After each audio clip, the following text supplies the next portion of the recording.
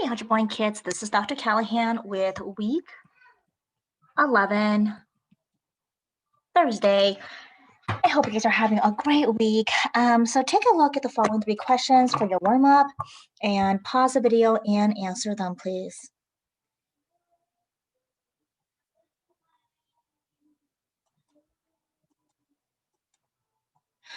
All right, so today I'm going to talk a little bit about scatter plots and whatnot. And what scatter plots is, it's a graph that looks like a bunch of dots, but some of the graph generally have a shape of a line, whether it's a positive correlation. So if you look at this right here, there are a bunch of dots, but they're going in one specific direction. And if you can go ahead and draw a positive line through it, it is a positive slope. Okay, so some examples of positive correlation is like age and height. As you get older, you generally become taller. You don't shrink. You're not Benjamin Buttons. And so that's a positive correlation of age and height. A negative correlation is if you have a bunch of dots, but you can draw a negative line going down slope. So an example of that is the age of the car and then the value of the car. So if you purchase a 2020 Subaru Forester and it's probably going to be around $32,000, then in 10 years, the value of your 2020 Subaru Forester in 2030 is probably going to be Kelly Blue Book price around $15,000, if that. So that's a good example of a negative correlation. Or you can have no correlation, which is just a bunch of random dots, but you really cannot draw a straight line indicating any forms of pattern. So a good example of that is if you look at the shoe size of a baseball player and their batting average, there is no relationship between how big their feet is versus how many times their batting average is going to be. All right, so last time I saw you guys in class, we did a category thing, sorting by substitution, graphing, and elimination. Here is some extra credit for you guys. If you do need it, once you complete it, you can rip it off and then turn it in to me. And then we went ahead and did some questions when it comes to which method is best depending on the problem, how it's set up. So would it be better to use graphing, substitution, or elimination? You guys did a reflection on which method was the easiest versus which one was the most difficult. So today, this is the breakdown. I actually have a foldable for you guys, and we are going to work on this. So let's go ahead and get started. So go ahead and turn over to this page. It is week 11, Thursday. So here you have a little bit of your video notes. You don't actually need to watch the video if you can just go ahead and graph it. Then you guys have a little group work. You're going to be categorizing correlations, positive, negative, or no correlation. And I'm having you guys started on this foldable. So you should have this in class. You don't have it in your guided notes. So if you don't have your guided notes, that's okay. Just write this on a separate piece of paper. So it says solving systems using graphing, solving systems using substitution, solving system using elimination. So let's take a look at the first one. Here it says graph each line. The solution is the point of the intersection. When should you use graphing to solve? So looking at this right here, if I were to graph the first equation, I notice that my last number here is 1, so I'm going to start at 1, and then we'll go up 2 over 1, so you're going to go up 2 over to the right 1, up 2 over 1, up 2 over 1, up 2 over 1. I can also go down 2 to the left 1, down 2 to the left 1, and then connect your dots. Second equation, this one is not in slope-intercept form. It is actually in standard form, and I know that because the x and the y are on the left side. So I will have to go ahead and solve for y first before I go ahead and graph this. So I'm going to move the 1/2 x over. So y equals negative 1/2 x plus 3. Notice the positive 1/2 becomes a negative because I moved it. And so I'm going to go ahead and graph now. Start off with a 3, 1, 2, 3, right there. Then looking at my slope, which is always in front of the x, I'm going to go down 1 over 2, down 1 over 2. put in my second dot, down 1 over 2, down 1 over 2, down 1 over 2. If you run out of space, you can't go up 1 over to the left 2, up 1 over to the left 2, as long as the direction of your slope is a negative slope. So then when you look at this, it looks like the two line crisscrosses at this point right here. And it's a little hard to see, to define, well, which point is that going to be? And that's why sometimes when you graph, it's not always the best solution because it is kind of hard to see. To make a guess, I would say it's how 1, 3. So when it says, when should you use graphing to solve?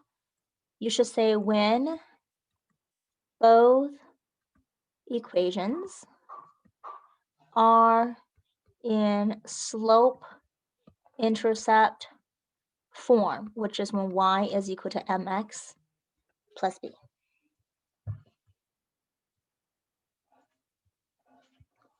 All right, let's go on to the next one. The next one that you have is going to be solving by substitution. Okay. And with this one, if you take a look at this, read the 3 steps. I want to make sure that I at least have one equation solved for either x or y. And in this case, I have y, so I'm going to plug it in right there. So I have 8x plus, and that's going to be 3x minus 5. I want to combine my like terms. And so then I have 11x minus 5 equals negative 16. Add the 5 on both sides. I have 11x equals negative 11.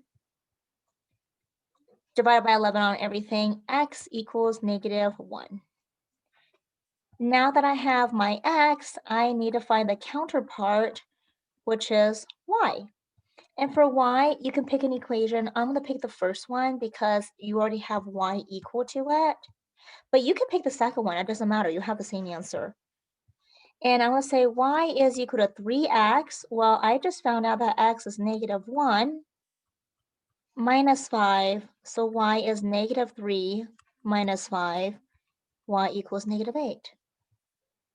And so your answer in this case is going to be a negative 1, negative 8. And so in the reflection, when should you use substitution to solve? You should go ahead and say something to the effect of, and actually I'm going to give you guys a second. So take a moment and answer that question.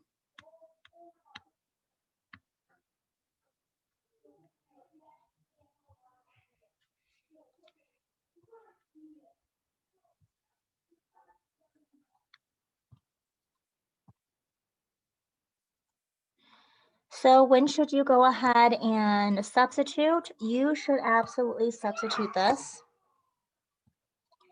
when at least you have an x or a y solved.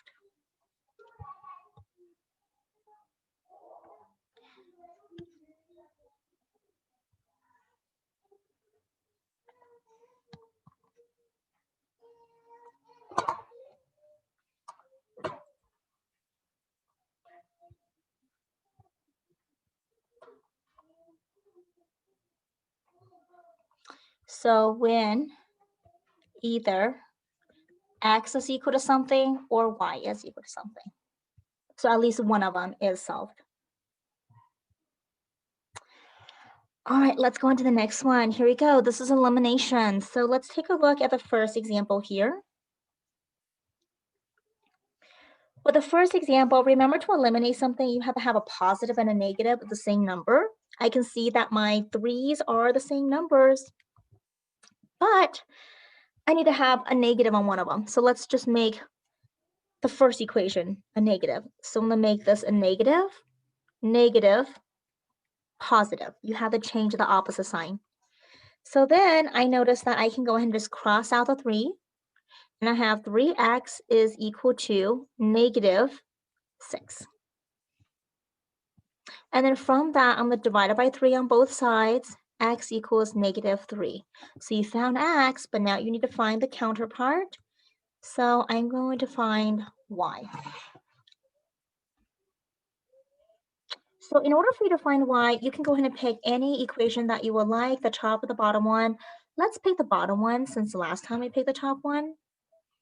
And so I have 8x, so 8 times negative 2, plus 3y equals negative 25. 8 times negative 2 is a negative 16, plus 3y equals negative 25. I'm going to add the 16 on both sides. So negative 25 plus 16 is going to give me a negative 9. Divided by 3 on both sides, I can see that y equals negative 3. And so my answer here in this case is going to be a negative 2, comma, negative 3. All right, let's go ahead and take a look at the second equation. Now, this one's a little bit more complicated because neither the x or y have the same number. But if I were to find a common number between 3 and 4, I could maybe use 12. Between 5 and 9, I can use 45. Since I solved for y on the other one, let's just solve for x on this one.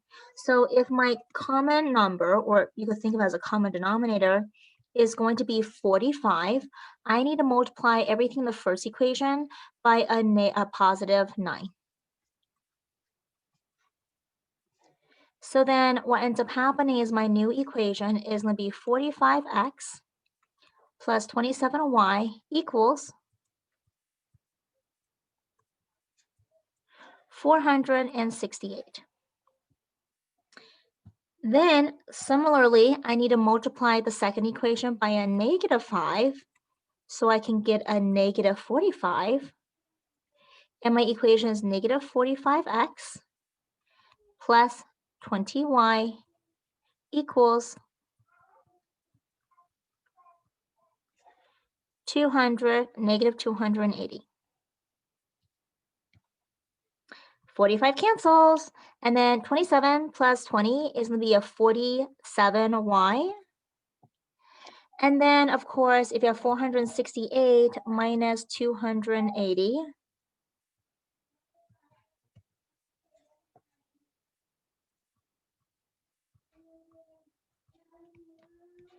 what ends up happening is you will need to go ahead and subtract them. So that gives me an 8, borrow. 16 minus 8 is an 8. 3 minus 2 is a 1. So 188. Divided by 47, my answer is 188 over 47. And that is my answer. Now that you have this, you can go ahead and find the x. So you can go ahead and pick any equation you want. Let's just pick the top one. So then what ends up happening is I will have 5x plus 3 times 188 over 47 equals 52. I would suggest you multiply the 3 in there, subtract and move the fraction over to the right side, and then divide it by 5. All right, you guys, very quickly, let's go over correlation. Now, what are some examples of positive correlation? I would say your grade and also your studying time, because chances are if you study more, you get a better grade. So on your paper, go ahead and create an example. Next part is what are some examples of negative correlation? So if one value goes up, the other one goes down. I would say age and memory loss. As you get older with age, you forget less. Like me, I'm getting old. Not dinosaur old, but definitely Titanic old. What are some examples of no correlation? I said weight and age. It doesn't mean that as you get older, you always tend to gain weight. I mean, some people, they tend to lose weight. So there's no direct relationship there. All right, so now what I want you guys to do is take a look at questions 1 to 12. And on this, I want you to tell me, is it positive correlation, negative correlation, or no correlation? So pause the video and answer the questions. Okay, unpause it. Now do the same thing with question number 11 to 22. Positive, negative, or no correlation. All right, you guys, have a wonderful day. I'll see you guys next time. Take care.